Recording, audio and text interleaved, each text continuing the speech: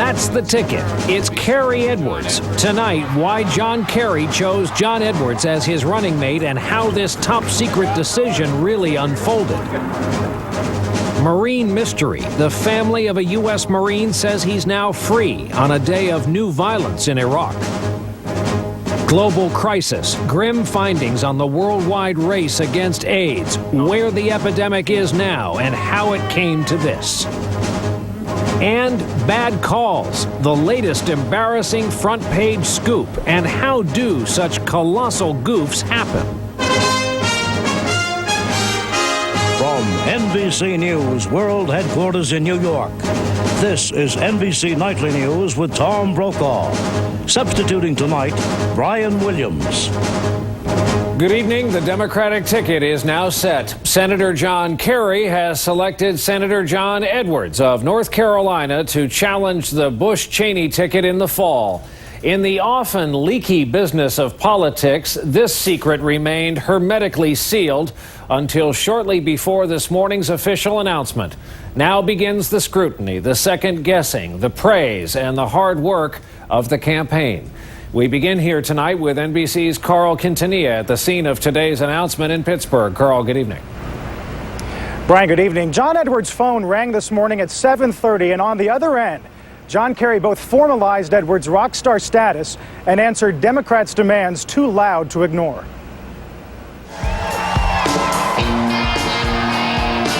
The most tightly held secret in politics today unveiled. With your help, the next Vice President of the United States of America will be Senator John Edwards from North Carolina. Unleashing a string of approving nods. He's really smart. He's really articulate. I couldn't be happier when that announcement that John Kerry made, that it was John Edwards, it was like a pistol crack going through the audience. An audience that even polls of Democrats suggest was rooting for Edwards over other finalists. I think John is a fine choice. I really do. Like Dick Gephardt, both he and Iowa Governor Tom Vilsack today acknowledged having been vetted for the job. John Edwards arrived in Pittsburgh late this afternoon, but he won't appear with John Kerry until tomorrow. Meanwhile, details emerge that illustrate the almost obsessive secrecy surrounding the search. For instance, Kerry, having told no one about his choice, personally called the painting company that added Edwards' name to his plane. Not even his campaign manager knew. Democratic consultant Howard Wolfson. And I think the way John Kerry went about this was perfectly appropriate. It shows that he's ready to be president, frankly. But folding Edwards into the mix may not be easy. He was Kerry's strongest opponent and taunted him during the primaries. But what you've done in the past, deriding him as a Washington insider and annoying the frontrunner. and he's been in the Senate for the last 5 years. That seems to me to be Washington, D.C. Today, the Bush campaign began playing its cards. Fine, I look forward to a good spirited contest. Republicans launched an email blitz, portraying Edwards as a liberal, a friend to trial lawyers, and initiating what is sure to be a long-standing charge that the one-term Senator Edwards is inexperienced and weak on national security. From an experience level, there's going to be a lot of the on-the-job training potentially if he were to ever serve as vice president. Asked if Edwards was their first and only choice, campaign aide said absolutely. But judging from some placards that were misprinted, it could have just as easily been someone else. Brian? Carl Quintanilla from the scene of the announcement today in Pittsburgh. Carl, thank you for that. John Kerry kept his VP selection so close to the vest, so late in the game, that even some of those on the final list learned of the Edwards selection from NBC News before they got the call from the Senator Kerry himself. NBC's Andrea Mitchell broke the story this morning on Today. She is with us tonight with what we now know about how and why this job offer went to Edwards. Andrea, good evening. Good evening, Brian. John Kerry had to get used to the idea of picking John Edwards in what became a political dating game that proved opposites can attract.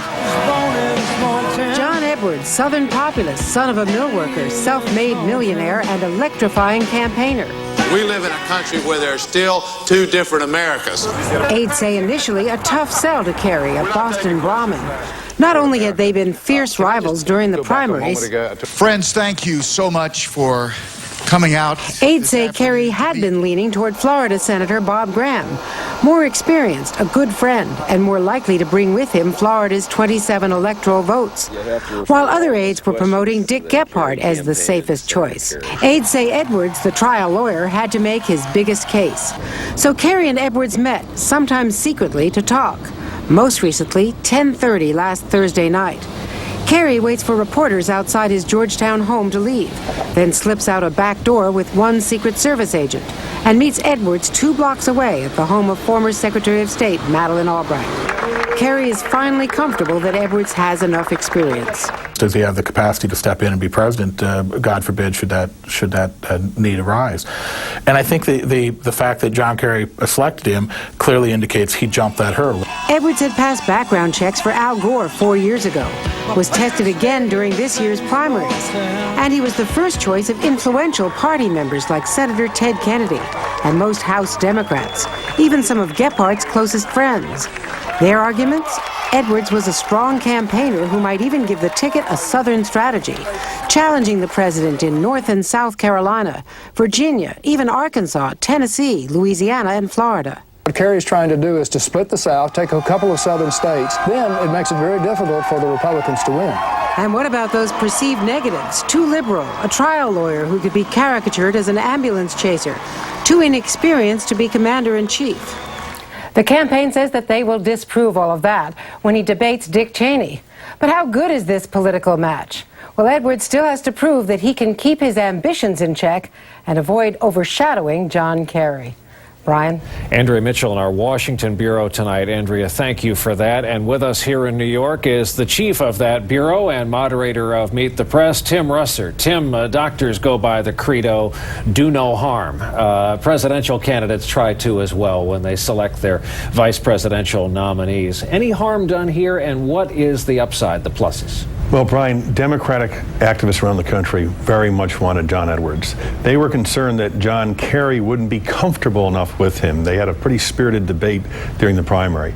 And by selecting Edwards, John Kerry told these Democratic activists, I want to win as badly as you do. I'm willing to set aside my personal differences, embrace my former opponent, because I think we can win with this ticket. Why? As Andrea mentioned, the Southern strategy, at least make some of the states more competitive, but they believe that Edwards can play in small-town America, in those battleground Midwest states like Minnesota and Wisconsin and Missouri and Ohio. They also believe, Brian, that it's going to bring a freshness, a level of energy to the ticket that is badly needed. Now, here we are on a network evening newscast, the same way 30-plus million Americans get their news. And this late in the day, we haven't seen what we call the two-shot. These two men together as a ticket yet. They let it go all day. We haven't seen them together. Why is that? It's very deliberate. One, John Kerry making the announcement all across the network and cable news. Then John Edwards leaving his house, the same. John Edwards leaving in Pittsburgh, the same. Tomorrow, John Edwards and John Kerry appearing for the first time. Then John Edwards and John Kerry appearing in Ohio, and on and on. It's called a rollout. And what the Kerry campaign hopes is that all week long, everyone will be focused on the choice of John Edwards, and no one will be hearing anything from the Bush-Cheney side. They, however, unveiled a new commercial today, Brian. The president has John McCain as his spokesman in a commercial saying, John Kerry's first choice for VP was John McCain. And who does he support? George W. Bush. What are the theatrics likely to be when Cheney and Edwards sit down for the vice presidential debate, which was among the better debates last election cycle? It's going to be unbelievable. This trial lawyer against this former corporate executive. You can already hear the quiet in the room. And then the whole issue of experience. Is John Edwards ready to be president? Does he have the national security experience? And John Edwards turning to Dick Cheney saying, where has your experience gotten us? It is going to be an extraordinary debate to watch. Tim Russert with us here in New York tonight. Thanks as always, Tim. Turning now to Iraq today. There has been another deadly attack northeast of Baghdad, and a day after we reported that U.S. Marine Corporal Wasef Ali Hassoun may have been freed by his captors, there is still no definitive word on his fate. NBC's Richard Engel is in Baghdad tonight with exclusive video and the very latest developments on the ground there. Behind bars, Martha